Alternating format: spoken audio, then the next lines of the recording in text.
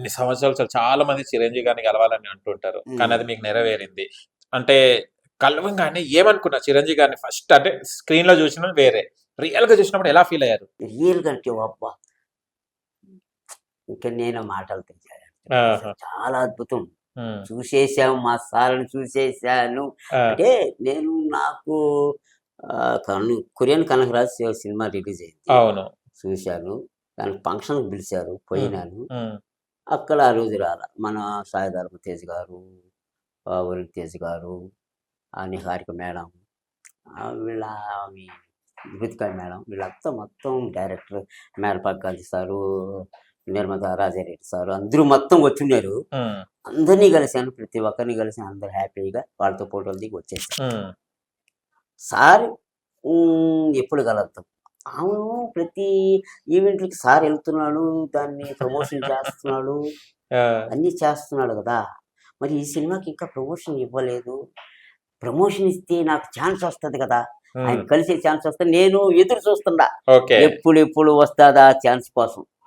అంటే ఈ ఛాన్స్ కోసం నేను యూట్యూబ్లో సాంగ్లు చేస్తున్నాను, అన్ని మా సార్వే చేసేది. ఎక్కువ మా సార్వే చేస్తాను. ప్రతి పలానా సాంగ్ చేయాలంటే దానికోసం ఒక పలానా సాంగ్ రేపు చేద్దాం అన్నాడు, ఓకే దాన్ని చూసుకుంటాను, రోజంతా చూసుకుంటా ఉంటాను.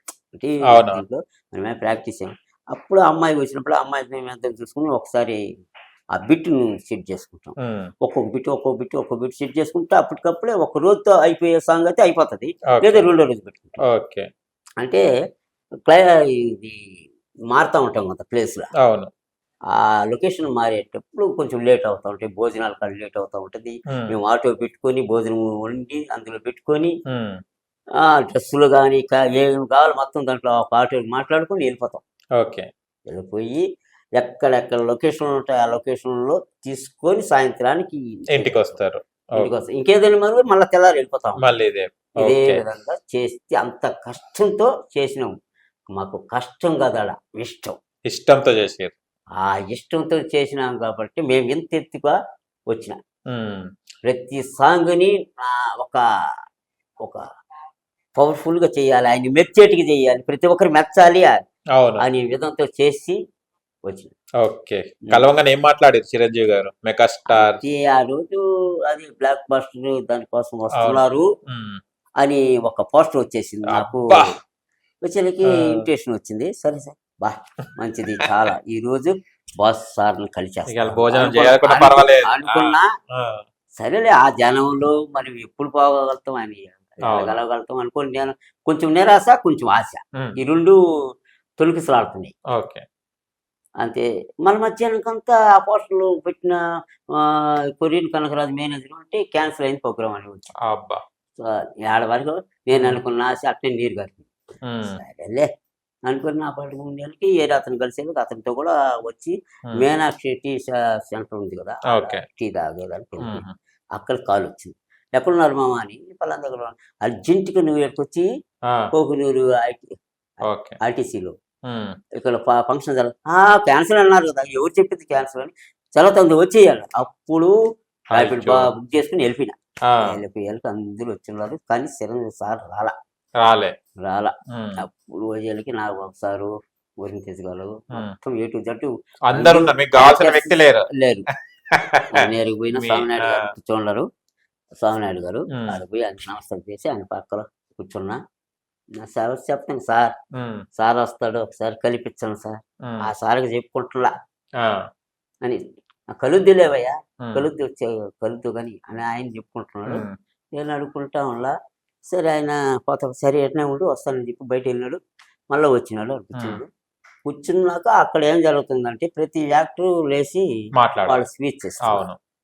నేను అది ఇంటూ చూసుకుంటూ ఉన్నా. అంటే అందరూ నిలబడుకున్నారు, కొంచెం ఎత్తు మనం ఒకరు తగ్గు కదా, ఇట్లా నిక్కి చూసుకుంటా ఉన్నా. అంతలో పొట్టిమామ గారు స్టేజ్ మీదకి రావాలని అప్పుడు ఎక్కడ లేని నాలుగు పక్కలు చూసినా, సార్ చూసినా పో అన్నాడు. ఆయనకి నమస్కారం పోయేస్తాను సార్ అని చెప్పేసి బయలుదేరి పోయినా. అప్పుడు పొట్టిమామ క్యారెంతలు పడుతున్నారు, వాళ్ళు పోయి ఎక్కి చెప్పాను 25 ఏళ్ళకి ఇక్కడ వచ్చిన అభిమానులకి, తోటి కళాకారులకు అందరికీ నమస్తే. మా సార్ చిరంజీవి ఆ నుంచి నేనేం చెప్తానో నాకు ఇది ఆ, చెప్పుకుంటూ వెళ్ళిపోయారు. ఏడుపు అదే. ఆవేదం అదంత మొత్తం వచ్చి అట్నే కూలబడిపోయి ఉమ్, అక్కడి నుంచి లేచిపోయి చాలు ఈ జన్మకి ఇది చాలు ఉమ్, అని చెప్పేసి నేరుగా ఆయన కాళ్ళ మొదలు పడిపోయి ఉమ్. ఆయన ఒకే ఒక మాట, నీ సాంగులు నేను చూస్తున్నాను, అబ్బా చిరంజీవి గారు. నీ సాంగులు నేను చూస్తున్నాను ఉమ్. అని చెప్పి ఇంకా ఏం చెప్పారో అలా ఇక మైకం వెళ్ళిపోయారు. ఆ, అట్లా కూర్చోబెట్టి లేలి అని పక్కలో కూర్చొని పెట్టి చాలా ఆ, హ్యాపీనా ఆ. ఫోటో దిగిరుగా మంచిగా అంతే. వీడియోలు అందరు చూస్తున్నారు ఇప్పుడు మీకు. ఓకే. ఆ ఆనందము నేను రూమ్కి వచ్చి పడుకునే దాకా తగ్గల. ఆ నైట్ 3 గంటలైంది నిద్రపోయేది. ఉమ్. ఒకటే ఫోన్లు వచ్చేసాయి. మళ్ళీ ఒక చిన్న పర్సన్ కలిసిన నిన్నంతా అయ్యాయి. ఆ, ఆ విధంగా కథం. ఒక మహానుభావుని కలిస్తే పరిస్థితి అలా ఉంటుంది. చాలు నా జన్మధనం అయిపోయింది. ఆడవారికి హ్యాపీగా ఉంటుంది. కొరియన్ కనకరాజులో చేసిన క్యారెక్టర్ కూడా మర్చిపోయారు. ఇప్పుడు చిరంజీవి గారిని కలిసిన పొట్టి మామ అని అందరు థమ్స్ పెడుతున్నారు, అందరు చేస్తున్నారు. ఆ కొరియన్ కనకరాజు బ్లాక్ బాస్టర్ కొట్టింది, నేను చిరంజీవి కానీ కలిసి బ్లాక్ బస్టర్ కొట్టారు. కొట్టాను. ఓకే. అంటే ఇక్కడ వరకు రావడం అంటే చాలా కష్టం. ఇవాళ చిరంజీవి గారు మీ వీడియోస్ చూస్తున్నారు అంటే మీరు ఎంత కష్టపడితే, మీరు ఎంత మీ సాంగ్స్ నచ్చితే చూస్తాడు అవును కదా. ఉమ్. అలా ఓకే. చిరంజీవి గారిని కలవాలన్నారు, అయిపోయింది మీది. అయితే ఇప్పుడు మీ జర్నీ కోసం వద్దాము. ఉమ్. అంటే పొట్టి మామ గారు మీరు అసలు చూస్తే ఏజ్ లో ఉన్నారు, చిన్న చిన్న అమ్మాయిలతోని డ్యాన్స్ టప్ప టప్ప వాళ్ళతో పాటు సరిదంటగా వేస్తారు. ఈ ఎనర్జీ ఎక్కడి నుంచి వస్తుంది మీకు? ఎనర్జీ అంటే పాటను బట్టి వచ్చేస్తుంది. ఆ, పాట మా సార్ సాంగ్ ఓకే. వచ్చేస్తుంది. ఉమ్, అలా బాలకృష్ణ సార్ చేసి ఉన్నాను, ఉమ్, నాగార్జున సార్ చేస్తున్నాను, వెంకటేష్ సార్వి, మహేష్ సార్వి, ఉమ్, ఎన్టీఆర్ సార్వి, పెద్ద ఎన్టీ రామారావు గారివి, నాగేశ్వరరావు గారివి, ఉమ్. వీళ్ళందరివి చేసి అవును, అందరు చేస్తుంటారు. ఓకే. కానీ ఎనర్జీ మాత్రం తగ్గదు. మన స్వర్గీయు శ్రీ అల్లు రామలింగయ్య గారి సాంగ్ల ముత్యాలు వస్తావా సాంగ్ ని ఉమ్. అద్భుతంగా చేసి అడిగింది అది ఇస్తావా. చూస్తే ఉమ్. ఆయనే కనిపిస్తాడు. అదే అదే సేమ్ అది బాగా చాలా బాగా చేస్తున్నారు. అసలు మీ పేరేంటి పొట్టిమామ కాకుండా అసలు అసలు నా పేరు భీమవరం రవీంద్ర కుమార్. భీమవరం రవీంద్ర కుమార్ గారు. మా ఊరి పేరు భీమవరం, మా ఇంటి పేరు భీమవరం, నా పేరు రవీంద్ర కుమార్. ఓకే. 2 భీమవరం కలిపితే ఒక రవికుమార్ అయ్యాడు, పొట్టిమామ అయ్యాడు. అది ఓకే. కదా మా ప్రజ్వలు. ఉమ్, ఇప్పుడు నేను 7th క్లాస్ చదివేటప్పుడు ఓకే. మా అమ్మ కాలం అయ్యింది. ఓ, తర్వాత అక్కడి నుంచి చదువుకుంటూ మా నాన్న 10th క్లాస్ వరకు ఉన్నాడు. నేను 7th క్లాసులోని చదువు వదిలేసి సినిమాలు మనం ఎందుకు రాయకూడదు ఓ. అనే ఒక ధోరణి.